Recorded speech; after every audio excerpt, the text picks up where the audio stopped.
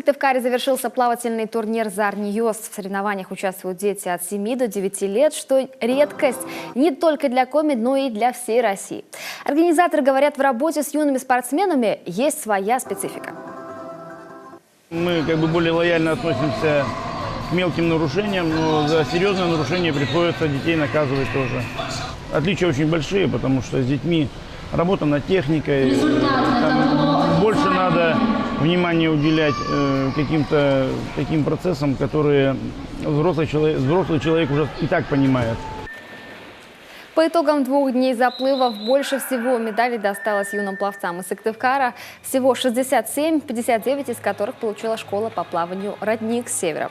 Серебряным результатом Котлас 23 медали, 3-ю строчку и 14 медалей увезли воспитанники Дворца творчества детей и молодежи города Воркута. Организаторы уже подтвердили, что этот турнир пройдет и в следующем году.